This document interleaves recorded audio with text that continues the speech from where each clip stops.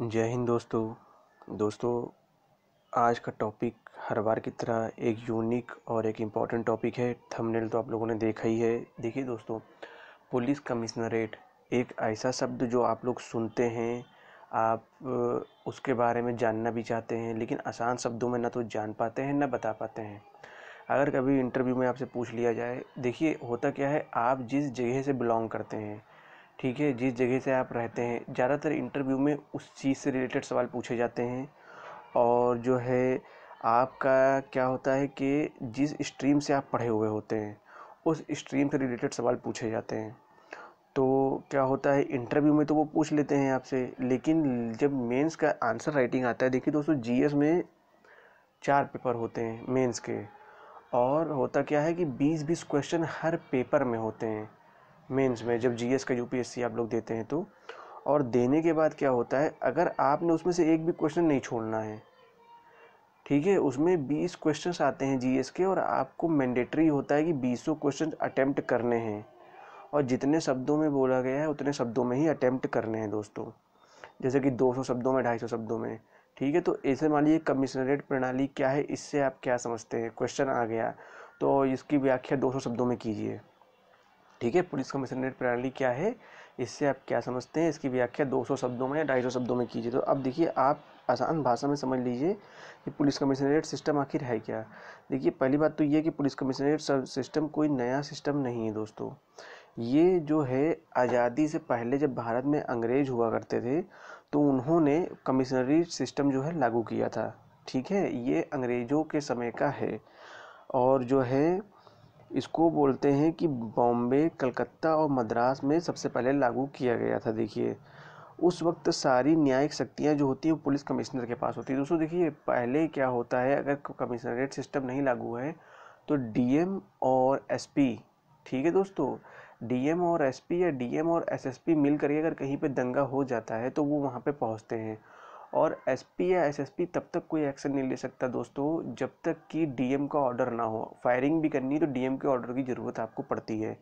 इसके अलावा एक नुकसान और है कि जैसे मानिए कहीं पे कुछ बवाल होता है, और जैसे कि एक बार नायक मूवी में दिखाया गया, आप लोगों ने नायक मूवी देखी होगी अनिल कपूर की, तो उसमें ये होता है कि जो है पुलिस कमिश्नर जो होते हैं वो सीएम साहब के पास फ़ोन करके ऑर्डर का इंतज़ार करते हैं और सीएम साहब ऑर्डर मना कर देते हैं। या फिर कई बार ऐसा भी होता है कि कहीं कोई समस्या हुई और ऊपर से एक ऑर्डर आ गया दोस्तों, ठीक है, ऊपर से एक ऑर्डर आ गया, किसी पॉलिटिकल पार्टी के बड़े नेता ने, एमएलए ने, मिनिस्टर ने कॉल करके बोला कि नहीं ये काम नहीं होना चाहिए, तो पुलिस को ये बात माननी पड़ती है। लेकिन कमिश्नरेट सिस्टम में ऐसा नहीं है दोस्तों। उसमें अगर कहीं पे कोई दंगा होता है, कहीं पे कोई फसाद होता है, तो जो एसपी, एसएसपी या आईजी और डीआईजी रैंक के अधिकारी होते हैं, ये मौके पे पहुंचते हैं और ये सारी शक्तियां पुलिस के पास होती हैं कि कैसे डिसीजन लेना है। देखिए दोस्तों, डीएम और एसपी जो होते हैं, या डीएम और एसएसपी, ये आईएएस और आईपीएस होते हैं दोस्तों। दोनों ही सेम एग्ज़ाम में बैठते हैं, दोनों ही यूपीएससी अटेम्प्ट करते हैं, पूरा प्रोसेस वही होता है, लेकिन कुछ नंबरों से रह जाते हैं, है ना। और एक आईएएस और एक आईपीएस हो जाता है, तो इस वजह से दोनों में ज़्यादातर खींचतान भी बनी रहती है। तो अगर किसी ज़िले में आईएएस और आईपीएस हैं और दोनों में तालमेल नहीं है, दोनों अपने मन मुताबिक काम करना चाहते हैं, तो दोस्तों स्थिति ज़्यादा बिगड़ जाती है। तो होता क्या है, अगर कमिश्नरेट प्रणाली लागू है तो डीएम के मौके पे पहुंचने की ज़रूरत ही नहीं है दोस्तों, ठीक है। डीएम को मौके पे पहुंचने की ज़रूरत ही नहीं है, वहाँ पे बस ये आईजी डीआईजी रैंक के लोग पहुंचते हैं और अपने स्तर से समस्या को हल कर देते हैं, ठीक है। इसके लिए डीएम की ज़रूरत नहीं होती है। ये हो गया कमिश्नरेट सिस्टम मेन, है ना। अभी आगे देखते हैं इसमें होता क्या, इसमें जो भी सीआरपीसी के राइट्स होते हैं जो कि डीएम के पास में होते हैं, जैसे कि पुलिस कर्मियों का ट्रांसफ़र हो गया या लाठीचार्ज, जैसा कि हमने आपको बताया, या फायरिंग का ऑर्डर देने के लिए डीएम की ज़रूरत नहीं पड़ती है। ये सारे जो आईजी डीआईजी रैंक के ऑफिसर्स होते हैं वहाँ पे वो देख लेते हैं। लाइसेंस देने का अधिकार जो होता है दोस्तों, देखिए, अगर कमिश्नरेट नहीं लगा तो आप लोगों को बड़ी मजे की बात बताएं, कई बार इंटरव्यू में ये पूछ लेते हैं, ये बहुत इंपॉर्टेंट चीज़ें ध्यान रखिएगा।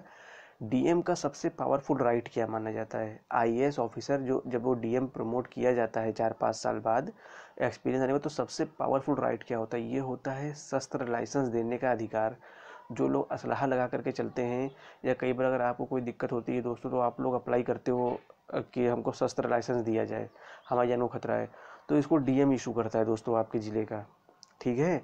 डीएम का सबसे पावरफुल राइट माना जाता है लाइसेंस देना असलहे का। ये आप लोग ध्यान रखिए, अगर कभी आप लोगों से पूछ लें कि डीएम का सबसे पावरफुल अधिकार बताइए, तो ये है कि शस्त्र लाइसेंस जो जारी करता है असलहा रखने का, ये डीएम का सबसे पावरफुल राइट माना जाता है।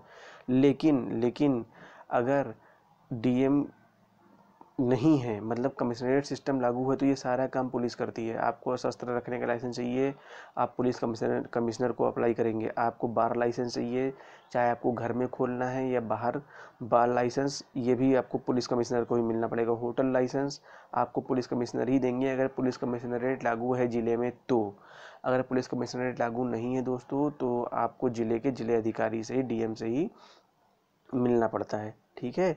बाकी चीज़ें हमने आपको बता दी है। जो आईजी डीआईजी रैंक के ऑफिसर्स होते हैं, ये मौके पे पहुंचते हैं और स्थिति को संभालते हैं। अच्छा दोस्तों, अभी इसकी कुछ नुकसान भी हैं। देखिए इसके नुकसान जो हैं क्या हैं, मतलब जो एक दार्शनिक है मैक्स वेबर, उन्होंने कहा कि ये सरकार जो है जनता पर बल प्रयोग को वैधानिकता प्रदान करती है। मतलब अगर पुलिस वाले चाहें तो आप पे अत्याचार कर सकते हैं, कमिश्नरेट सिस्टम अगर लागू है तो, और सरकार की तरफ से इस बात की छूट होती है। ठीक है, मतलब ये जो दार्शनिक है, ये इनका कहने का मतलब ये है।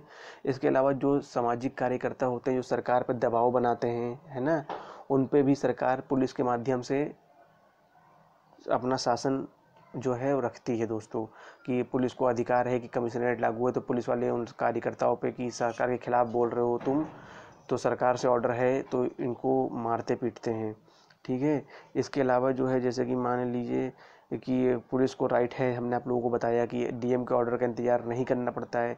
अब अगर पुलिस वाले लाठी चार्ज करते हैं, ये सब अपने मन मर्जी से करना चाहते हैं, तो क्या होता है, मानव अधिकार हनन जो है, कहा जाता है कि मानव के अधिकारों का हनन हो रहा है, कि पुलिस वाले ज़बरदस्ती ज़बरदस्ती किसी के साथ में कर रहे हैं, है ना।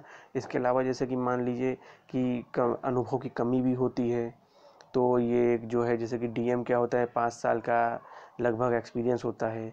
हालांकि होता है कमिश्नर साहब के पास में भी, ऐसा नहीं कि कोई ऐसे ही डीजी और आईजी बन जाता है, उनको भी प्रमोट कर करके लाया जाता है। लेकिन जब दो लोगों का एक्सपीरियंस एक साथ होता है, जैसे कि एक आईपीएस और आईएएस का, तो बोलते हैं कि ज़्यादा अच्छा माना जाता है। ठीक है। और जो है, जैसे मान लीजिए एक ही पोस्ट पे कई लोग बने हुए हैं, तो भी बैलेंस की कमी होती है। इसी के साथ ही साथ जो है दोस्तों, कि अगर पुलिस चाहे तो अपने अधिकारों का दुरुपयोग भी कर सकती है। ठीक है दोस्तों, तो ये कुछ हिंट्स आपको बता दिया है आसान भाषा में, जो कि आप लोग इस्तेमाल कर सकते हैं। और आई होप आप लोगों ने इससे कुछ सीखा ही होगा दोस्तों। अगर आप लोगों ने इससे कुछ सीखा है तो चैनल को सब्सक्राइब कीजिए, लाइक कीजिए, ज़्यादा से ज़्यादा लोगों को शेयर कीजिए। और प्लेलिस्ट में कई सारे वीडियोस पड़े हुए हैं जो आपकी जानकारी बढ़ाने के लिहाज से बहुत ज़रूरी हैं दोस्तों। ये चैनल स्पेशली बनाया गया है जो लोग सिविल सर्विस की तैयारी कर रहे हैं और उनको इतना नहीं पता है, या किसी सिविल सर्विस की तैयारी आगे करना चाहते हैं और जानकारी इस चैनल के माध्यम से चाहते हैं, तो वो दोस्तों, ये चैनल उन्हीं के लिए बनाया गया है। और अगर आप कुछ जानकारी अपनी ज़िंदगी में बढ़ाना चाहते हैं तो भी, तो दोस्तों अगर आप लोगों को कुछ अच्छा लगा हो तो उसको सब्सक्राइब ज़रूर कीजिएगा, दूसरों को शेयर कीजिए। आपके लाइक करने से हमारा कॉन्फिडेंस लेवल बढ़ता है दोस्तों, और हम लोग जो है नया और अच्छा कंटेंट लाने की कोशिश करते हैं। तो अगर आप लोगों को अच्छा लग रहा हो दोस्तों, तो कमेंट सेक्शन में राय दीजिए। तब तक के लिए जय हिंद, फिर मिलेंगे नए कंटेंट के साथ में।